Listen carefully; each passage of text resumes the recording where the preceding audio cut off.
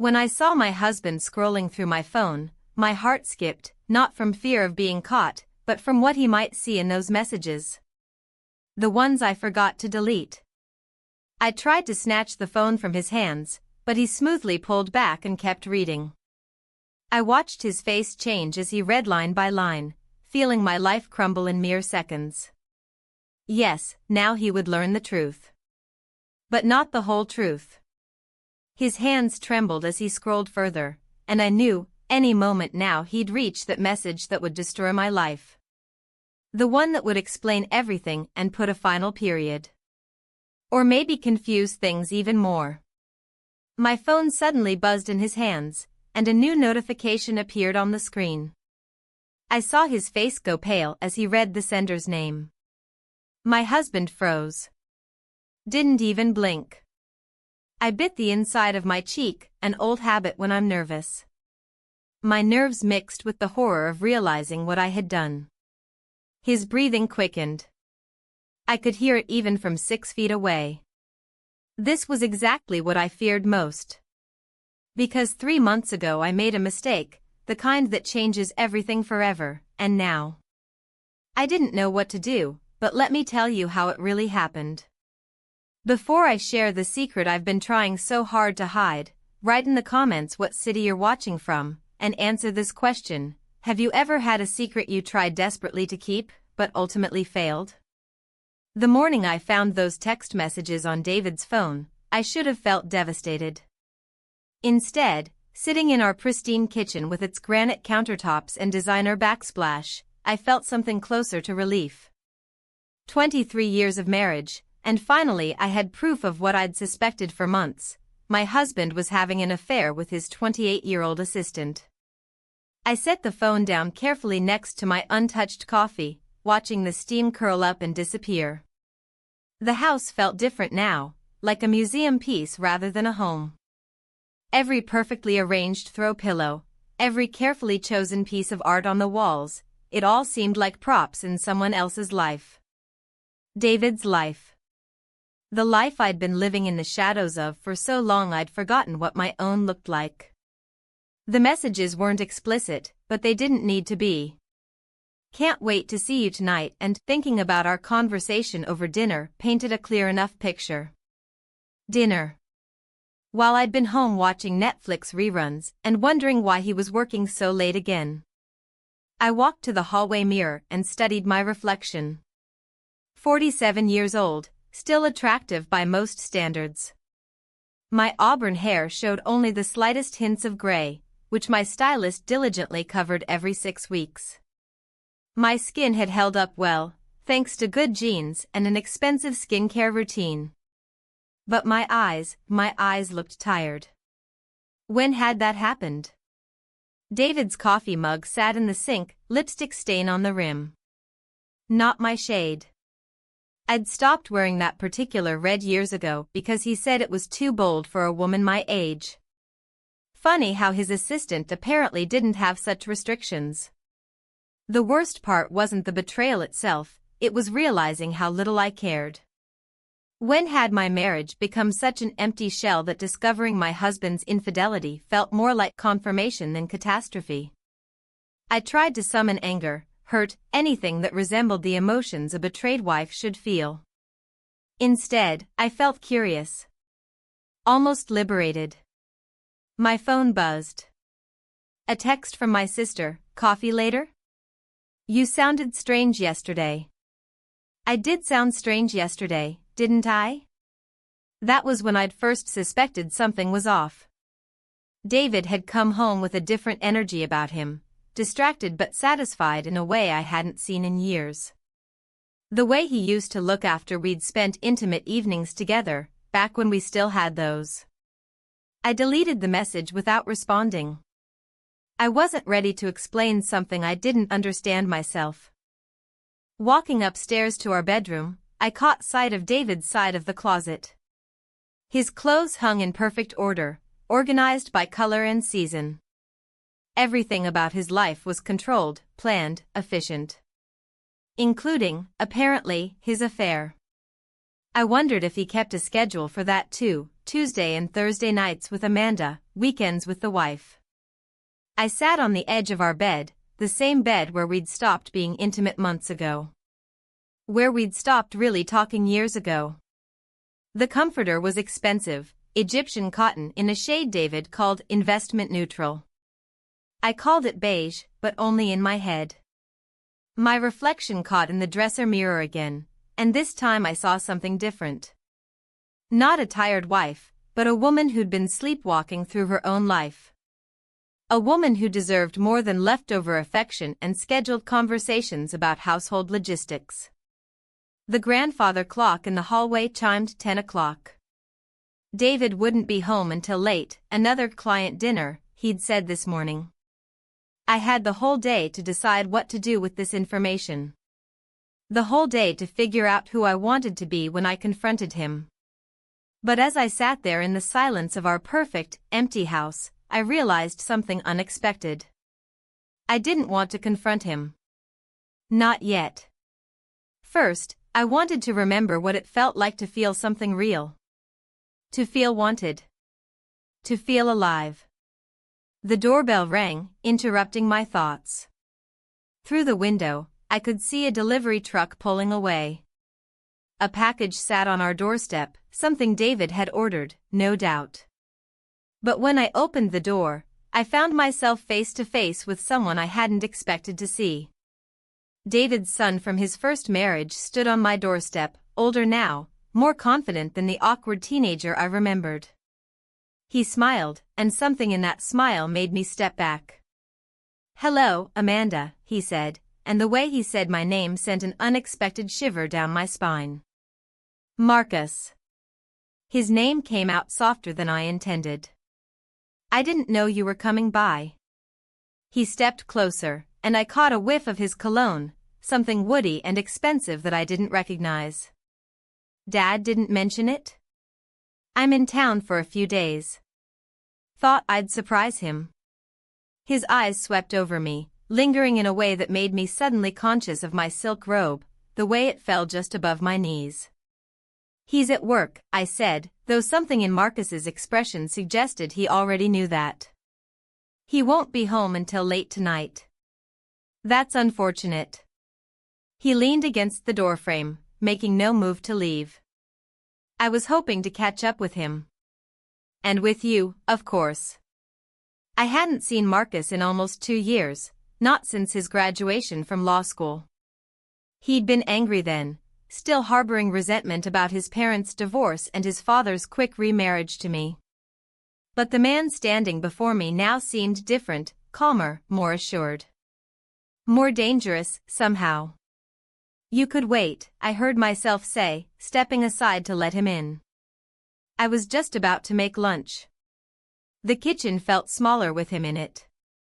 He moved with the kind of easy confidence his father had once possessed, before success and middle age had settled into his bones like arthritis.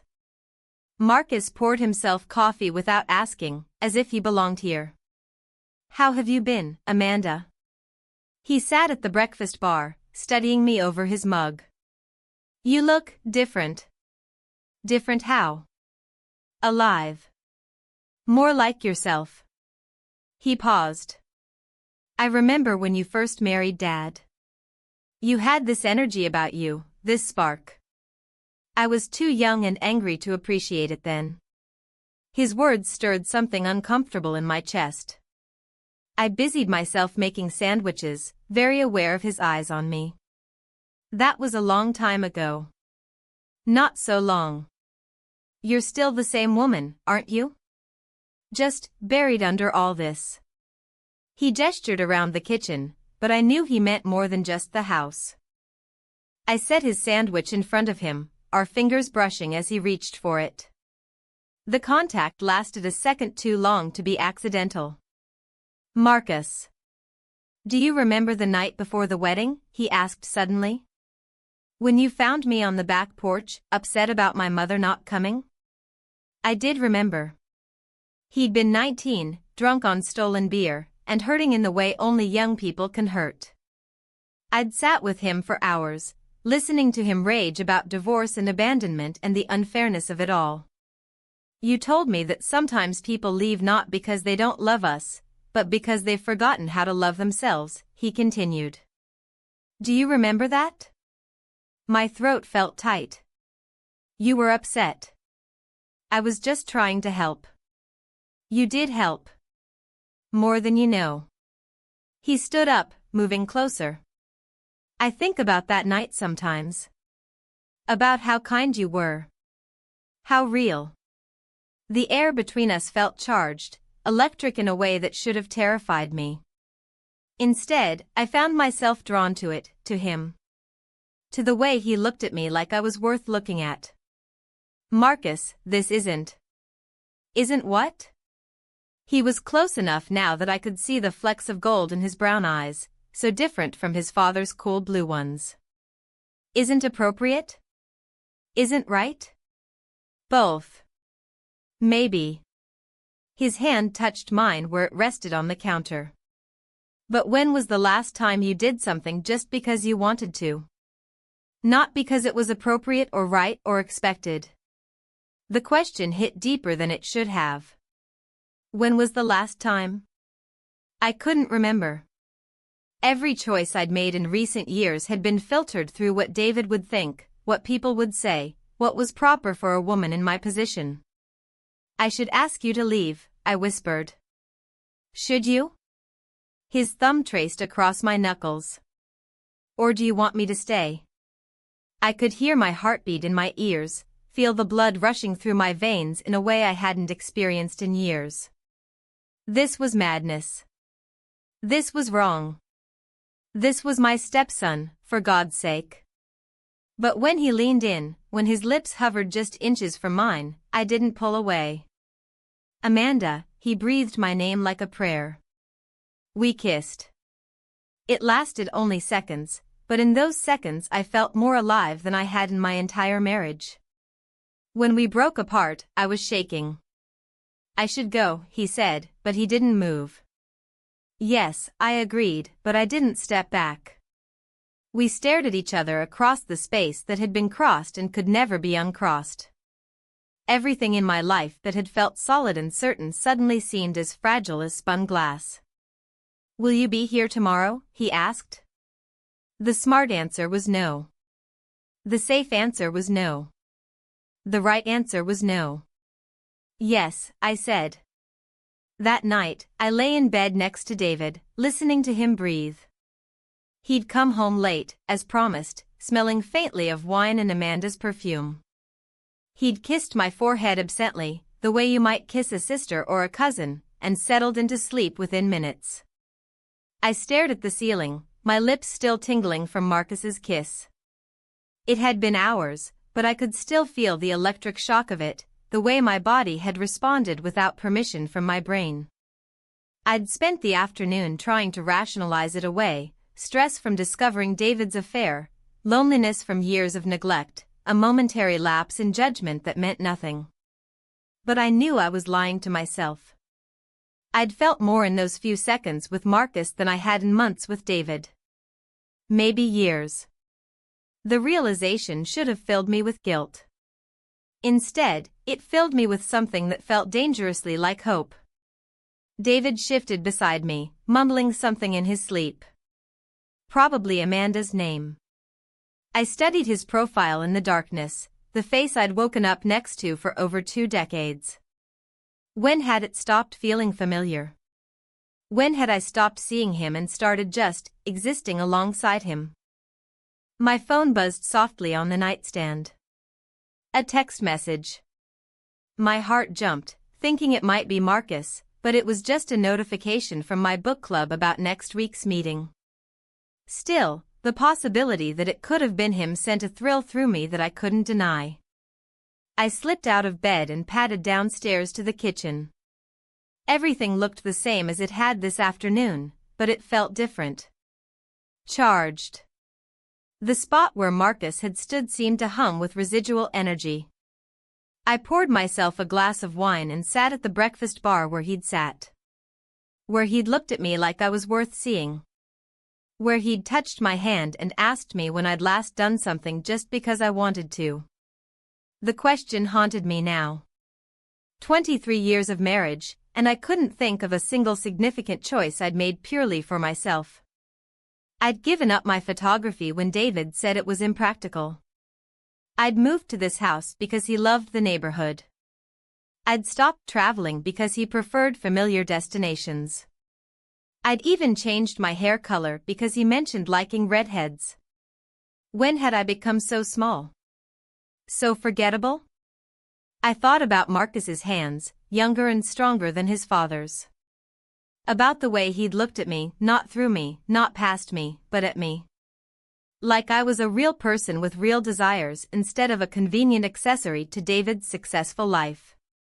The wine loosened something in my chest, a knot of tension I hadn't realized I'd been carrying. Tomorrow, Marcus would come back.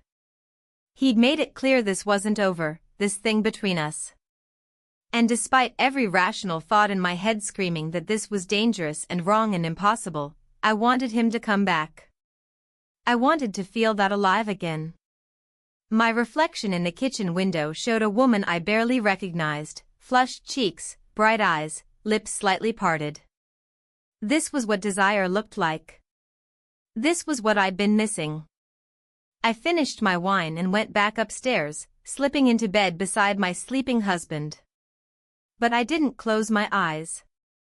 Instead, I lay there planning what I'd wear tomorrow, what I'd say, how I'd handle the impossible situation I was walking into. Because I was walking into it. That much was clear. Whatever happened with Marcus, whatever this led to, I was choosing it. For the first time in years, I was choosing something purely for myself. The clock showed 2:47 a.m. when I finally fell asleep, and my dreams were filled with hands that weren't my husband's and a voice that whispered my name like it mattered. When I woke up, David was already gone. Another early meeting, according to the note he'd left on his pillow. I smiled, thinking how little he knew about what was really happening in his own house. How little he knew about his own wife. I had 4 hours before Marcus would arrive. 4 hours to decide exactly how far I was willing to let this go. But as I stood in the shower, hot water streaming over skin that felt more sensitive than it had in years, I realized the decision had already been made. Last night, when I'd said yes to seeing him again. Yesterday, when I'd let him kiss me. Maybe even 23 years ago, when I'd married a man who saw me as an acquisition rather than a partner. I stepped out of the shower and reached for my phone. One new message waited, from a number I didn't recognize, looking forward to today. M. My fingers trembled as I typed back, me too. There was no going back now. I spent the morning in a state of nervous energy I hadn't felt since I was a teenager preparing for a first date. I changed clothes 3 times, settling on a simple blue dress that David had never commented on, but that made me feel confident. I applied makeup with more care than I had in months, choosing the red lipstick I'd stopped wearing years ago. By the time Marcus knocked on the door at 11, I'd already rearranged the living room twice and started 3 different conversations in my head about what I would say to him. "You look beautiful," he said when I opened the door, and the simple honesty in his voice made my cheeks flush. "Thank you." I stepped aside to let him in, acutely aware of how the house felt different with him in it. More alive somehow. He was dressed casually in dark jeans and a gray sweater that made his eyes look almost green. There was something different about him today too, a confidence that hadn't been there yesterday, as if our kiss had settled something for him. "I brought coffee," he said, holding up a bag from the cafe downtown. "That place you used to love. Do you still go there?" I was surprised he remembered. "Not in years. David prefers the coffee maker here." "When was the last time you did something David didn't prefer?" The question was gentle, but it cut deep. I took the coffee gratefully, using the familiar ritual of opening cups and adding cream to steady my hands. "I've been thinking about that all night." And? I can't remember. The admission felt like stepping off a cliff. I can't remember the last time I chose something just for me. We sat in the living room, but not on the couch where David and I watched the evening news. Instead, Marcus settled into the armchair by the window, and I curled up on the ottoman facing him. The morning light caught the highlights in his hair, so different from his father's silver gray. "Tell me about your photography," he said suddenly. "My what?" "Photography. You used to take pictures constantly. I remember seeing your camera everywhere when I was younger." I'd forgotten he'd noticed. "I gave it up years ago." David said it was impractical. "That's not what I asked." His voice was firm. "Tell me about your photography." The correction sparked something in me. When was the last time someone had asked what I wanted to talk about rather than accepting my practiced deflections? "I loved it," I said quietly. "Especially portraits. I loved capturing moments when people thought no one was looking, real expressions, genuine emotion." "What happened to your equipment?" "It's upstairs. In boxes." I hadn't thought about those cameras in so long they felt like artifacts from someone else's life. "Show me." "Marcus." "Show me," he repeated, standing and extending his hand. I led him upstairs, my heart pounding for reasons I couldn't quite name. The guest room had become storage for everything David deemed unnecessary: my cameras, some books, old photo albums. I pulled a box from the closet, dust motes dancing in the air as I opened it. My Nikon lay nestled in protective foam, exactly as I'd left it. Marcus lifted it carefully, checking the weight, the feel of it. "This is professional equipment," he said. "You were serious about this." "I was good at it." The words surprised me with their certainty. "Why did you stop?" I could give him the sanitized version: how marriage requires compromise, how hobbies become luxuries you outgrow. Instead, I found myself telling him the truth. David said I was spending too much time on it.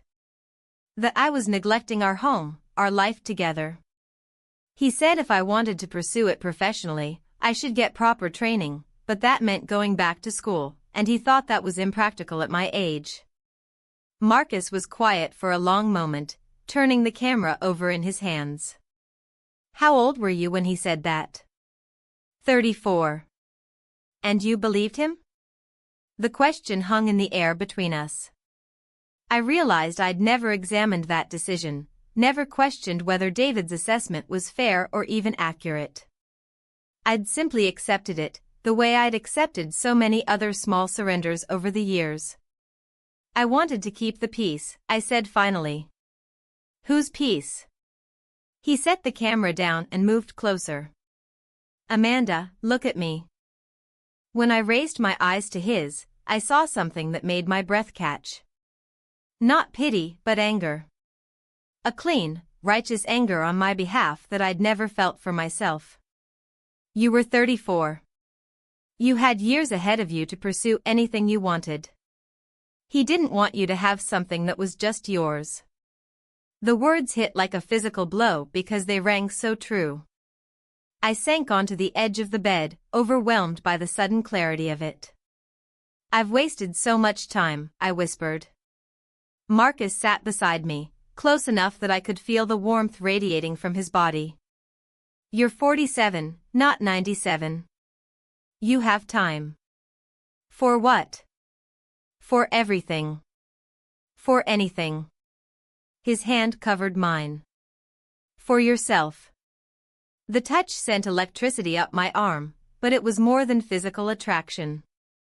It was recognition of being seen, of being valued not as an accessory to someone else's life but as a person worthy of dreams and desires. "Marcus, this is complicated." "Is it?" He turned to face me fully. "My father has been having an affair for months. You know it, I know it. He's checked out of this marriage in every way that matters." I stared at him. How do you know about the affair? Because I've been watching him. Watching both of you. His jaw tightened. He doesn't deserve you, Amanda. He never did. Something in his tone made me study his face more carefully. There was an intensity there that went beyond concern for my well-being, something that felt almost calculating. Why do you care what happens to me? Because you were kind to me when no one else was. Because you saw me as a person when I was just an angry kid disrupting everyone's perfect life. Because you deserve better than what he's given you. His hand moved to my cheek, thumb brushing across my skin. And because I've thought about you every day for the last 5 years. The confession stunned me. Marcus. I know it's wrong. I know it's complicated. But I can't stop thinking about what yesterday felt like, about how alive you seemed. My rational mind screamed warnings, but my body leaned into his touch. We can't. Can't what? Can't feel something real? Can't be honest about what we want? He was so close now I could count his eyelashes, could see the pulse beating in his throat. The air between us felt charged, dangerous. This will destroy everything, I whispered. Everything's already destroyed, he said softly. The question is whether you want to build something new. We kissed. This time it wasn't tentative or shocked. This time I kissed him back with 23 years of suppressed longing, with the fury of a woman who'd finally realized how much of herself she'd given away. His hands tangled in my hair, and I pressed closer, feeling more like myself than I had in decades. When we broke apart, we were both breathing hard. I should go, he said, but his arms didn't release me. You should, I agreed, but I didn't move away. Will you think about what I said? About deserving better? I nodded, not trusting my voice. After he left, I sat in the guest room for a long time, holding my camera and thinking about the woman I used to be. The woman who had dreams and ambitions and fire in her belly. The woman I might still be, if I was brave enough to find her again. The next 2 days passed in a haze of anticipation and guilt. David's routine continued unchanged: early mornings, late nights, distracted conversations over breakfast about client meetings and business dinners. He didn't notice my restlessness, didn't comment on the fact that I'd started wearing makeup again or that I'd moved my camera equipment back downstairs. Marcus texted sporadically, careful messages that could be interpreted as innocent if anyone else saw them. Hope you're having a good day and thinking of you. But I read the subtext in every word, felt the weight of his attention like sunlight on my skin. On Thursday evening, David announced he'd be working late again. I knew what that meant now, knew he was probably meeting Amanda for another of their clandestine dinners. The knowledge should have hurt, but instead it felt like permission. I texted Marcus, David won't be home until late. His response came immediately, are you asking me to come over? My fingers hovered over the phone for several minutes. Everything rational in me said to put the phone down, to call my sister, to do anything except invite my stepson to my house while my husband was with his mistress. Yes, I typed and hit send before I could change my mind.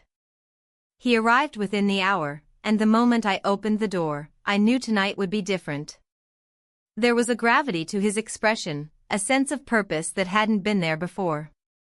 Are you sure about this? He asked, stepping inside but not moving further into the house. I closed the door behind him and leaned against it. I'm not sure about anything anymore. But I know I can't keep living the way I have been. He moved closer, and I could see the conflict in his eyes, desire warring with conscience. If we do this, there's no going back. You understand that? There's already no going back. I reached for his hand. Marcus, I need you to know something. This isn't about revenge against your father. This isn't about getting back at him for his affair. What is it about?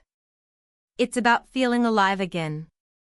It's about remembering who I am underneath all the compromises and accommodations and small surrenders. I paused, gathering courage. It's about you and the way you see me. He studied my face for a long moment, then pulled me into his arms.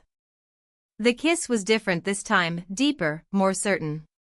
It tasted like possibility and rebellion and years of suppressed desire. When we broke apart, I took his hand and led him upstairs to the guest room. Not to the bedroom I shared with David. I couldn't do that, wouldn't taint this with that kind of calculated cruelty. The guest room felt neutral, separate from my marriage, a space where I could be someone new. "Are you nervous?" he asked, sitting on the edge of the bed. "Terrified," I admitted. "But not of you. Of myself. Of what this means."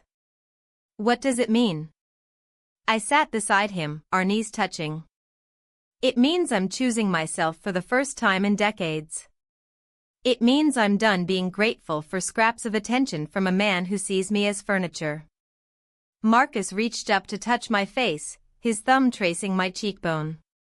"You're extraordinary, Amanda. Don't you know that?" The words broke something open in my chest. When was the last time David had called me extraordinary? Had he ever? I couldn't remember a single instance in 23 years of marriage when he'd made me feel like anything more than a pleasant accessory to his life. "I want to feel extraordinary," I whispered. "You are." We spent the night together. I woke before dawn, Marcus's arm around my waist, his breathing deep and even against my neck.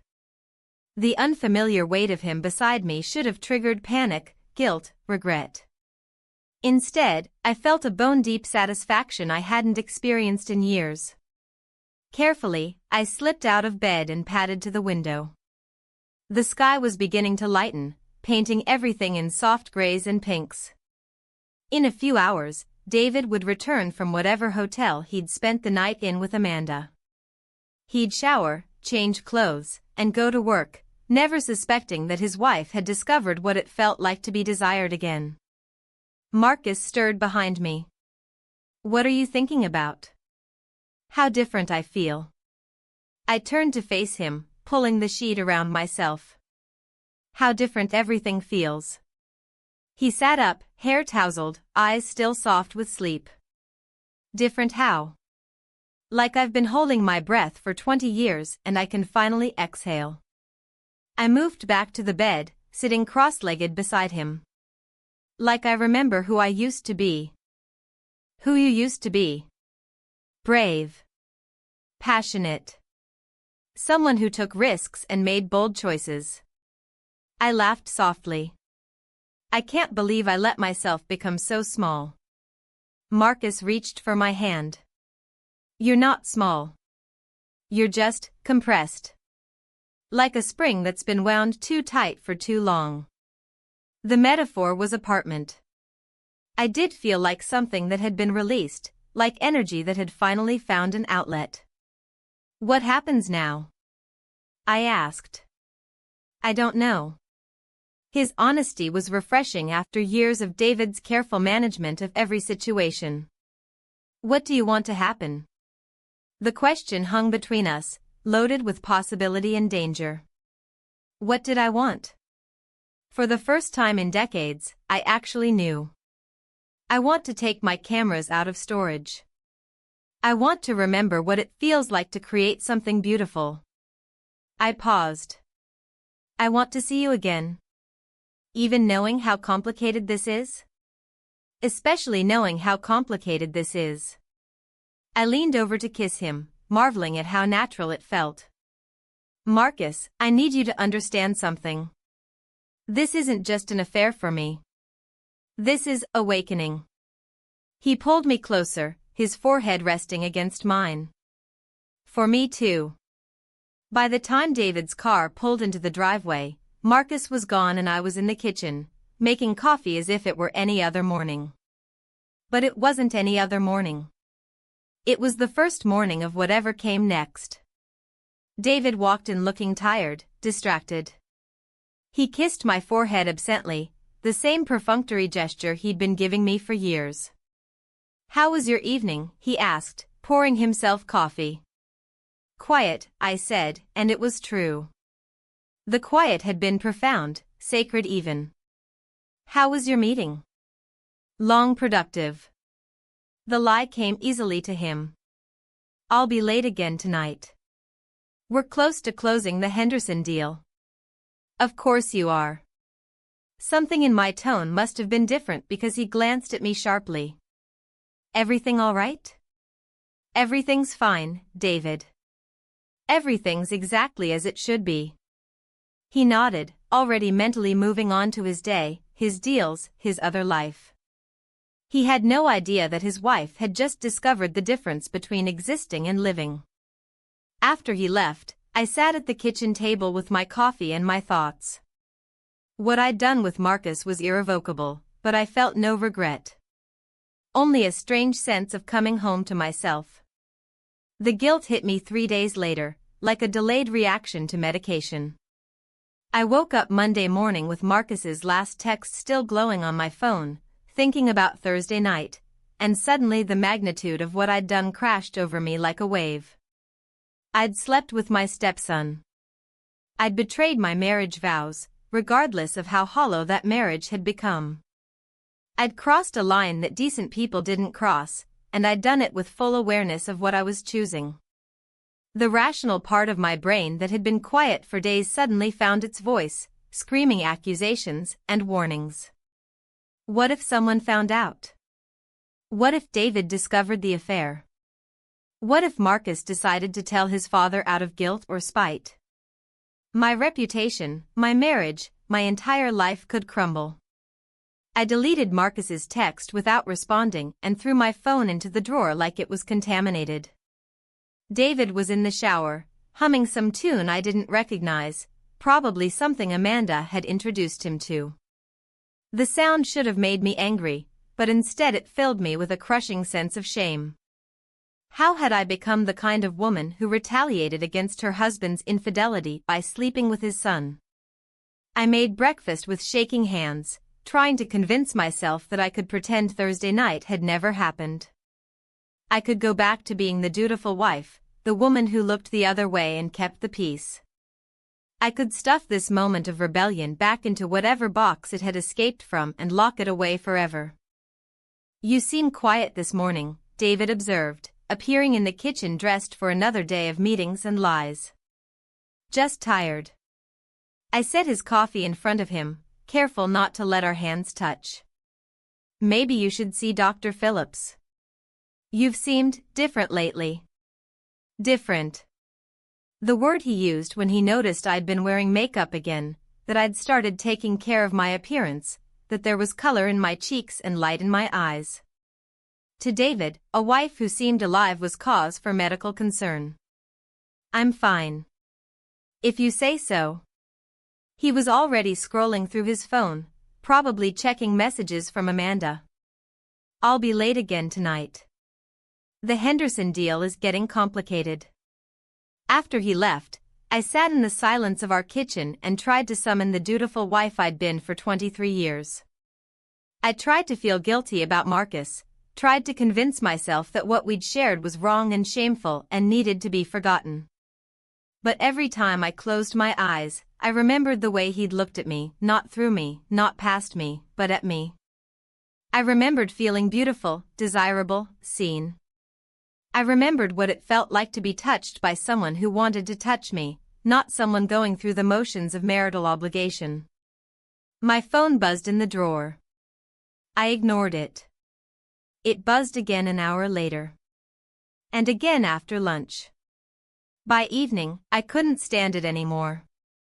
I pulled the phone out to find 3 messages from Marcus. "Did I do something wrong? Please talk to me. I'm worried about you."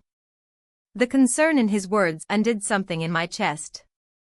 When was the last time David had worried about me? When was the last time he'd noticed my moods enough to ask if something was wrong? I called him back. "Amanda." His voice was relief and worry combined. "I've been going crazy. You disappeared. I needed time to think. And? I closed my eyes, standing in my perfect kitchen in my perfect house, wearing the life I'd built on compromises and small surrenders. And I'm scared. Of me? Of myself. Of what I'm becoming. I moved to the window, looking out at the neighborhood where I'd played the role of successful wife for so many years. Marcus, what we did changes everything. It doesn't have to change anything you don't want it to change. That's not true and you know it. My reflection in the window showed a woman I barely recognized, flushed, alive, dangerous. I can't go back to who I was before Thursday night. I can't pretend I don't know what it feels like to be wanted. Then don't go back. The simplicity of the statement took my breath away. Don't go back. As if it were that easy. My marriage. Your marriage is already over, Amanda. You know that. The question is whether you're going to keep pretending it isn't. I thought about David, probably having dinner with Amanda right now, probably planning their next rendezvous while his wife sat at home wrestling with guilt over her own moment of happiness. I need to see you, I said before I could stop myself. When? Now. There was a pause. Are you sure? No. But come anyway. He was at my door within 20 minutes, and the moment I saw him, the guilt evaporated. This wasn't about revenge or retaliation or anything ugly. This was about connection, about feeling alive, about remembering that I was a woman capable of passion and desire. I tried to feel guilty, I told him as soon as he stepped inside. And? I couldn't. Not really. I looked up at him, this man who saw me as worth seeing. I should feel terrible about what we did. I should be ashamed. But you're not. No. I'm not. The admission felt like stepping off a cliff. Does that make me a terrible person? Marcus pulled me into his arms, his hands warm on my back. It makes you human. It makes you a woman who's been starving for years and finally found nourishment. What does that make you? He was quiet for a moment, his eyes searching my face. Someone who's been waiting his whole life to be needed by the right person. We kissed, and this time there was no hesitation, no guilt, no voice in my head telling me to stop. There was only this, two people who had found something real in the middle of a life built on pretense. When we broke apart, I knew there would be no more attempts to go back to who I'd been before. That woman was gone, as surely as if she'd never existed. David will be home soon, I whispered. I know. Marcus's thumb traced my lower lip.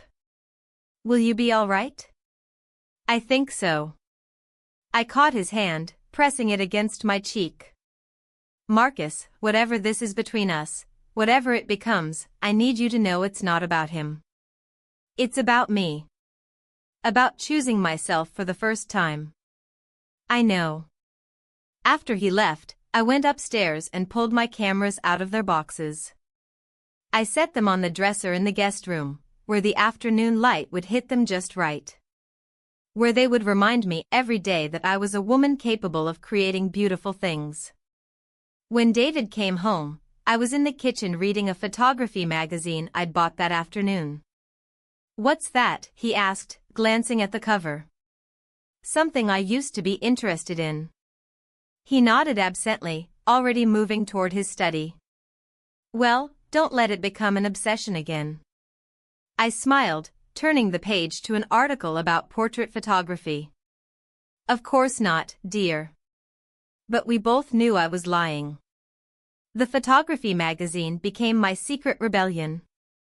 I kept it in the kitchen drawer next to the takeout menus, pulling it out whenever David left for work. Each page reminded me of the woman I'd been before I learned to make myself small, before I traded my dreams for the security of being Mrs. David Harrison. 3 weeks had passed since that night with Marcus. We'd seen each other twice more, carefully orchestrated meetings when David was safely occupied with his own deceptions. Each encounter felt like stealing pieces of my life back, one moment at a time. I was studying an article about natural lighting when my phone rang. David's office number. "I need you to come downtown," he said without preamble. "The Henderson meeting moved up, and I need those contracts from the home office." My stomach dropped. The contracts he was referring to were in his study, but Marcus was supposed to come over in an hour. We'd planned to go through my old photography portfolios together. He'd been encouraging me to consider submitting to local galleries. "Can't you send someone else?" I asked, though I knew the answer. "Amanda, this is important. The Hendersons are flying back to Chicago tonight. If we don't close this today, we lose 6 months of work." I closed my eyes, feeling the familiar weight of his priorities pressing down on mine. "Fine. I'll be there in an hour. Make it 30 minutes. And wear the blue dress. The Hendersons remember you from the Christmas party." Of course they did. I was a prop in David's professional theater, trotted out when useful, stored away when not. I texted Marcus, "Emergency. David needs me downtown. Rain check?" His response came immediately, "Everything okay?" "Fine. Just disappointed." "Me too. Tonight instead?" I stared at the phone, calculating. David would likely be celebrating the Henderson deal if it went well, which meant dinner and drinks with the client. And probably Amanda. Yes. I found the contracts exactly where David said they'd be, locked in his desk drawer. But as I gathered the papers, something else caught my eye, a hotel receipt dated from last Thursday. The same night I'd been with Marcus. The Grand Meridian. Room 412. 2 guests. The receipt was detailed enough to show room service charges, champagne, chocolate-covered strawberries, 2 dinners. David had been building his own secret world parallel to mine, complete with romantic gestures he'd stopped making for me years ago. I should have felt betrayed, but instead I felt validated. We were both living double lives now, both pretending our marriage was something more than a business arrangement. The drive downtown gave me time to think. In the rearview mirror, I watched my house disappear, the house where I'd spent 2 decades playing the perfect wife, where I'd buried my ambitions under layers of accommodation and compromise. Where I'd recently discovered what it felt like to be alive again. David was waiting in his office, pacing behind his desk with the nervous energy he got during big deals. He barely looked up when I entered. Thank God. The Hendersons are in conference room A. Just smile and let me do the talking. Of course. The same instructions he'd given me for 23 years. Smile and let him handle everything.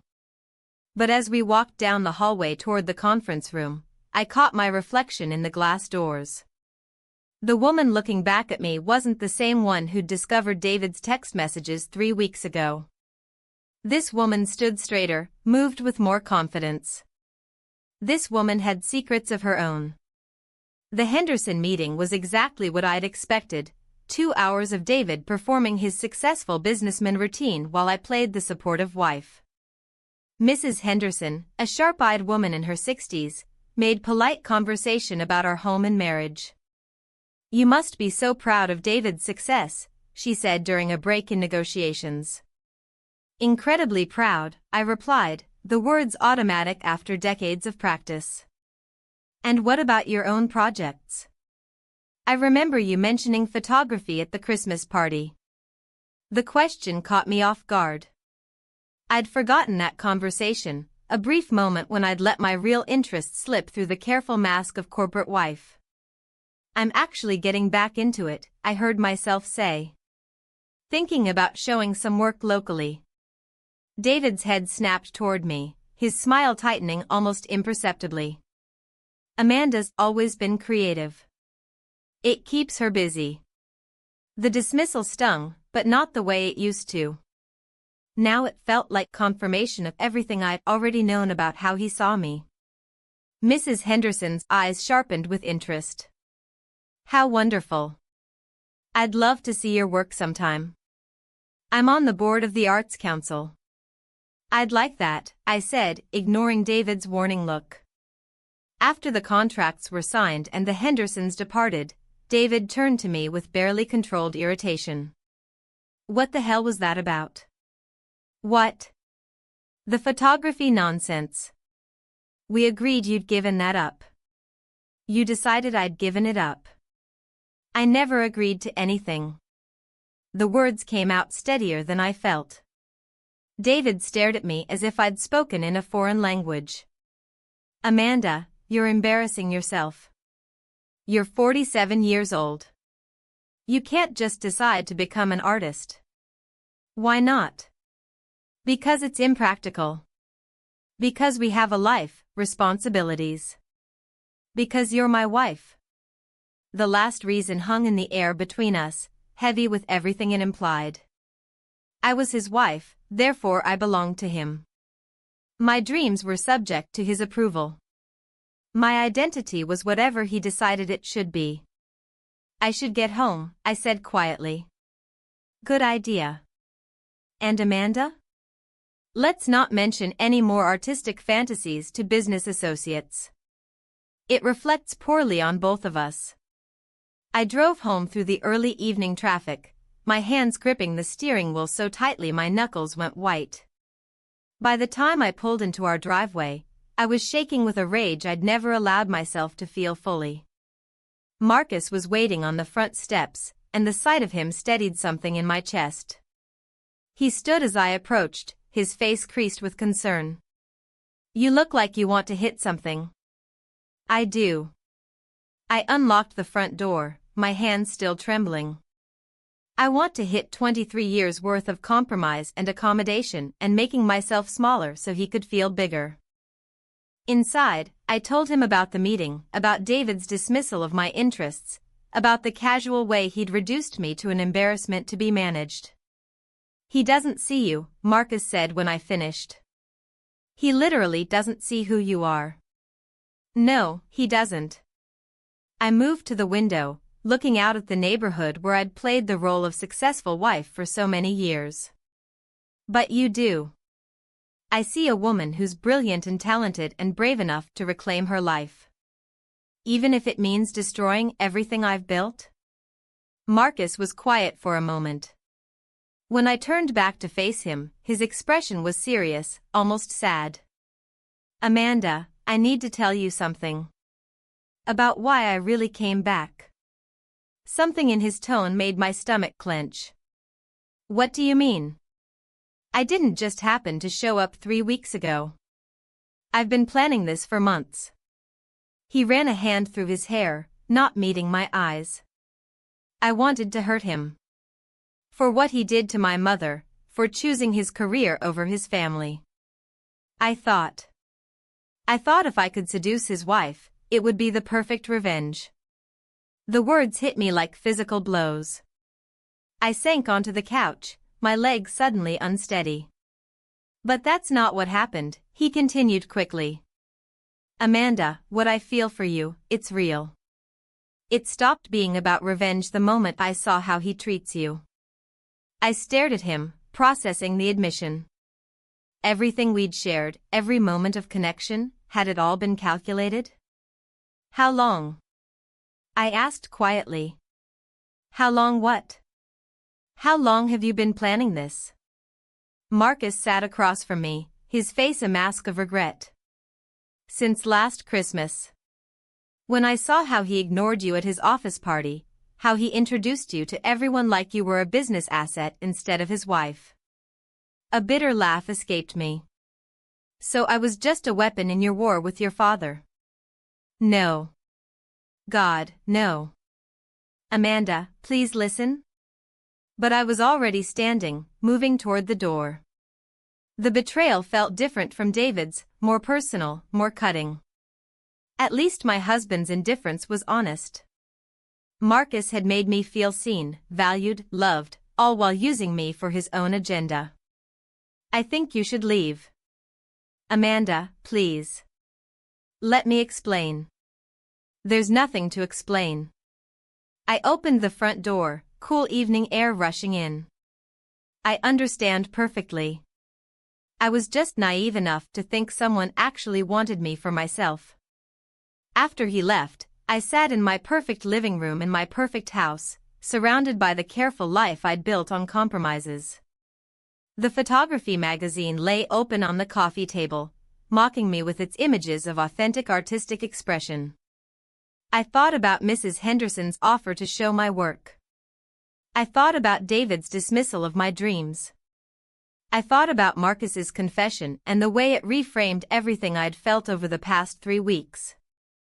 But mostly, I thought about the woman in the conference room mirror, the one who stood straighter, who spoke up for herself, who looked alive for the first time in years. That woman had been real, regardless of what had awakened her. I didn't sleep that night.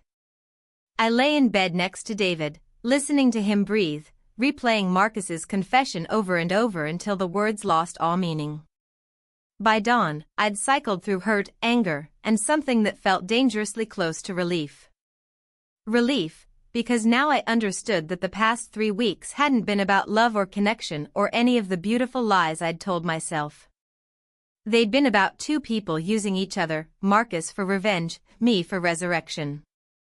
The honesty of it was almost cleansing. David left early for a breakfast meeting, kissing my forehead with the same absent affection he'd been showing me for years. I made coffee and sat at the kitchen table, staring at the photography magazine that had started all of this. My phone buzzed. Marcus. Please let me explain. I deleted the message without reading it twice. An hour later, I know you're angry. You have every right to be. But what we have is real. Delete. Amanda, I'm falling in love with you. That was never part of the plan. My finger hovered over the delete button. Love. The word I'd been craving from David for years, offered by a man who'd admitted to orchestrating our entire relationship. I deleted the message and turned off my phone. The silence in the house felt different now, not oppressive, but expectant. As if the walls themselves were waiting to see what I would do next. I climbed the stairs to David's study and sat in his leather chair, the same chair where he conducted business and planned affairs and made decisions about our life without consulting me. His computer was still on, the screensaver showing photos from our last vacation, carefully posed shots that looked like advertisements for successful marriages. I opened his email without hesitation. If the past month had taught me anything, it was that secrets were just another form of currency, and I was tired of being poor. The correspondence with Amanda was extensive, dating back 8 months. I scrolled through declarations of love, complaints about me, she's become so distant lately, and detailed plans for future meetings. The most recent email, sent yesterday, made my blood run cold. Thinking it's time to tell her. This has gone on long enough. She deserves to know the truth, and I deserve to be happy. David was planning to leave me. All my careful observations, all my calculations about his affair being purely physical, I'd been wrong. He was in love with Amanda, planning a life with her while I sat at home playing the dutiful wife. The irony was so sharp it actually made me laugh. While I'd been agonizing over my own betrayal, David had been making exit plans. I printed the email and several others, folding them carefully and putting them in my purse. Then I went upstairs and pulled out my cameras, setting them up in the guest room where the morning light was perfect. I photographed everything: the unmade bed where Marcus and I had been together, the window where I'd stood watching him leave, the dresser where I'd arranged my equipment like an altar to the woman I used to be. I wasn't documenting evidence of an affair, I was creating a record of my awakening. The doorbell rang as I was adjusting the lens for a close-up of the hotel receipt I'd found in David's desk. Through the window, I could see Marcus on the front step, his posture tense with determination. I didn't answer. He knocked, called my name, knocked again. Finally, I heard his footsteps retreating down the walkway. My phone, which I'd turned back on to check the time, immediately lit up with a text. I saw you in the window. I know you're angry, but we need to talk. This isn't over. But it was over. Whatever this had been, revenge fantasy, midlife crisis, genuine connection, it had run its course. I was done being a supporting character in other people's stories. I spent the afternoon developing the photos in the makeshift darkroom I'd set up in the laundry room years ago. Watching the images appear in the developer felt like magic, like calling pieces of my soul back from wherever I'd lost them. David came home at his usual time, distracted and checking his phone. Amanda, probably, wondering about his conversation with me. How was your day? He asked, the question automatic and meaningless. Productive. I set his drink on the counter, the same ritual we'd performed thousands of times. David, can we talk? He glanced up from his phone, surprised. When was the last time I'd initiated a serious conversation? Of course. What's on your mind? I pulled the printed emails from my purse and set them on the counter between us. David's face went through several expressions: confusion, recognition, panic. Amanda, I can explain. No need. My voice was calmer than I'd expected. Actually, I'm grateful you showed me these emails. Grateful? They clarify things. I've been wondering how to handle a certain situation, and now I know. David's eyes narrowed. What situation?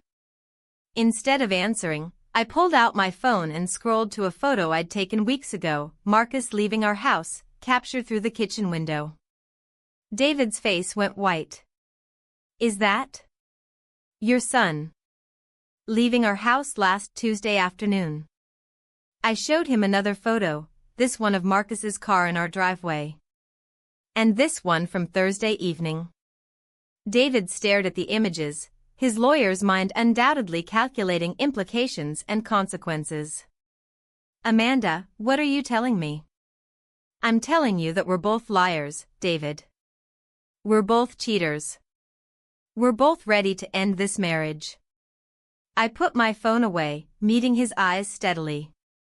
The only difference is I haven't been planning my exit strategy for 8 months.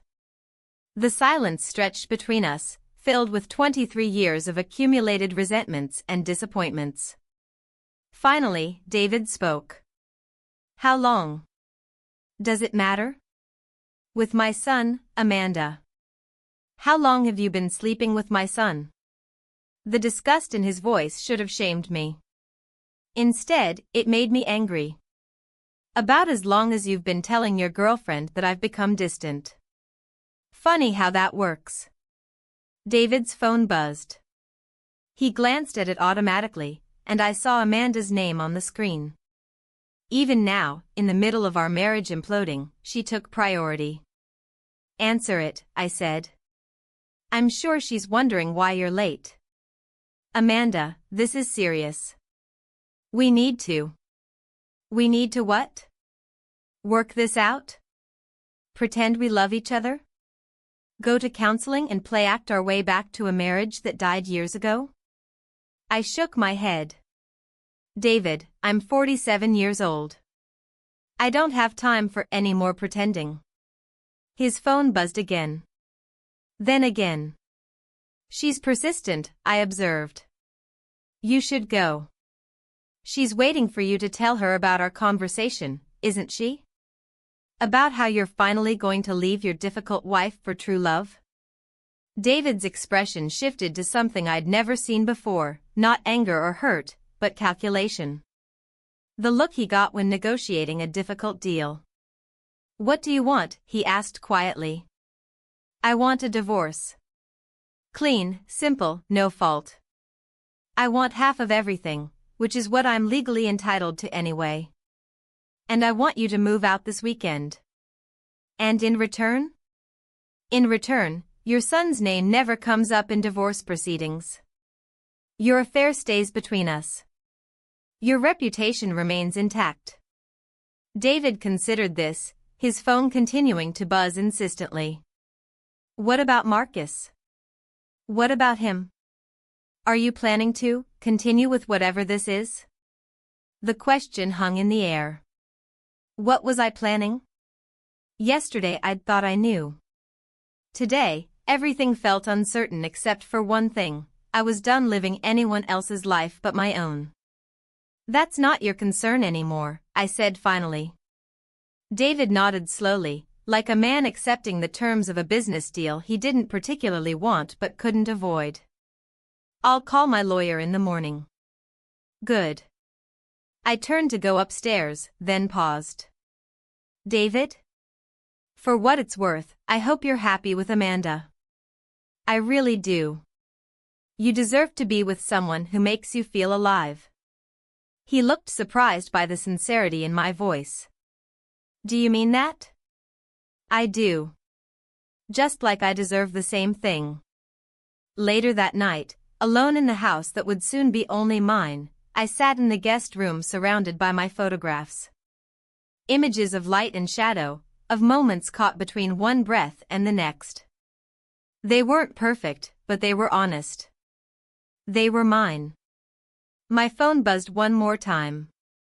Marcus. I heard Dad's moving out. Are you all right? I stared at the message for a long time before responding. I'm going to be. 6 months later, I stood in the gallery downtown, watching people examine my photographs with the kind of serious attention I'd forgotten art could command. The exhibition was small, 12 pieces, all taken in the weeks following David's departure, but it was mine. The Morning Light series is extraordinary. Mrs. Henderson appeared at my elbow, wine glass in hand. You've captured something most people never see. Thank you. I still felt surprised when people praised my work, as if I were getting away with something.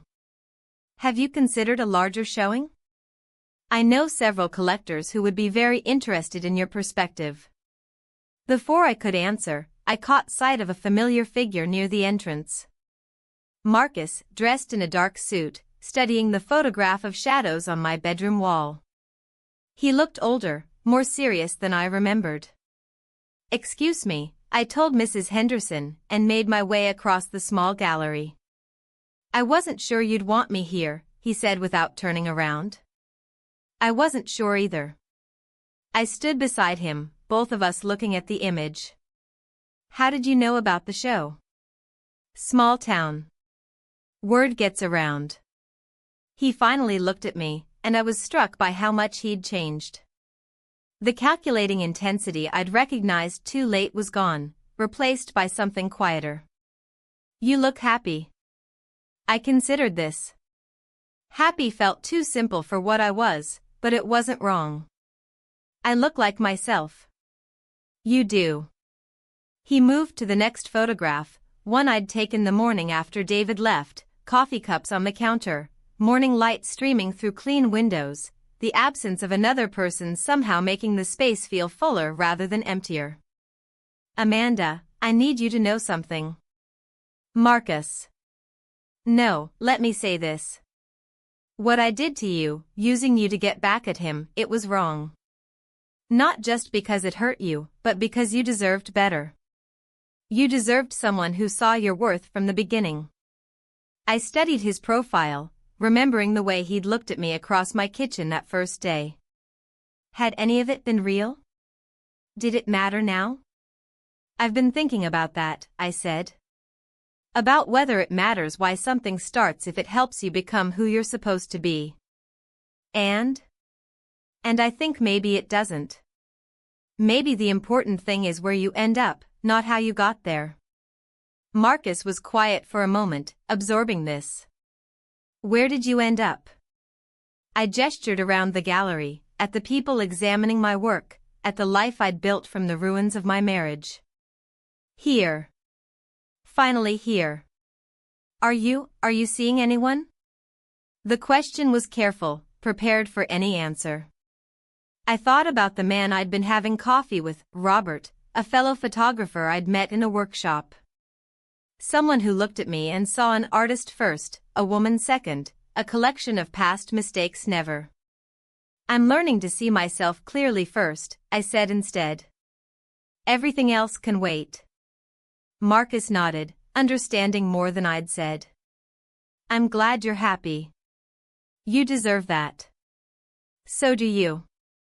I'm working on it. Therapy helps. And distance, I took a job in Portland. I leave next week. Portland. 3,000 miles away from the scene of our mutual damage. That's probably wise. Probably. He looked at me one more time, memorizing something. Take care of yourself, Amanda. You too. After he left, I walked through the gallery one more time, seeing my work through the eyes of strangers. The photographs told a story I hadn't realized I was documenting. The gradual emergence of a woman from the shadows of someone else's life. My phone buzzed. A text from David, saw the review in the paper. Congratulations. You always were talented. I stared at the message, remembering the man who'd once told me I was too old to pursue art professionally. The divorce had been finalized 3 months ago. He'd married Amanda 2 weeks later, and according to mutual friends, they seemed genuinely happy together. Good for them. I deleted the message without responding. Amanda? A young woman approached, notebook in hand. I'm from the Arts Weekly. Could I ask you a few questions about your work? Of course. Your artist's statement mentions that these photographs document a period of transition. Can you elaborate on that? I thought about how to answer honestly without revealing too much. I spent a long time living someone else's idea of who I should be. These photographs were taken during the process of remembering who I actually am. And who is that? I smiled, looking around the gallery one more time. At the red dots next to half my photographs, indicating sales. At the people discussing light and composition and the way shadows could tell stories. At the life I'd built from nothing but the courage to stop pretending. I'm still finding out, I said. The interview lasted another 20 minutes, but my mind kept returning to that answer. I'm still finding out. At 47, after decades of thinking my story was already written, I was finally learning that every ending could be a beginning if you were brave enough to turn the page. The gallery reception was winding down when my phone buzzed one more time. Robert, asking if I wanted to grab dinner and discuss the show. I looked at the message, then at my reflection in the gallery window, a woman who'd learned the difference between being chosen and choosing herself. Yes, I typed back. I'd like that very much. Outside, the city lights were coming on, and somewhere in Portland, Marcus was packing for a new life. Somewhere across town, David was probably having dinner with Amanda, building their own version of happiness on the ruins of what we'd been. And here I was, in a gallery full of strangers admiring photographs I'd taken with cameras I'd almost thrown away, learning that the most radical thing a woman can do is refuse to disappear. I gathered my purse and coat, said goodbye to Mrs. Henderson and the gallery owner, and walked out into the night air. Tomorrow I had a workshop to teach, next week a consultation with a wedding photographer who wanted to collaborate. Next month, maybe another show. But tonight, I had dinner with a man who looked at me and saw exactly who I was becoming. I smiled, thinking about the woman who'd found those text messages 6 months ago. She'd been so afraid of what the truth might cost her. She'd had no idea what it might give her instead. The street was busy with Friday night energy, people heading to restaurants and bars and whatever adventures awaited them. I joined the flow of humanity, no longer a spectator in my own life but a full participant, finally awake to all the possibilities that had been waiting for me to notice them. Behind me, the gallery glowed with warm light, my photographs still hanging on the walls for people to discover. Ahead of me, Robert waited at a restaurant where we'd talk about art and light and the stories we told with shadows. And somewhere in between, I walked forward into whatever came next, carrying nothing but my cameras and the hard-won knowledge that it's never too late to stop living someone else's life and start living your own. The end was just the beginning.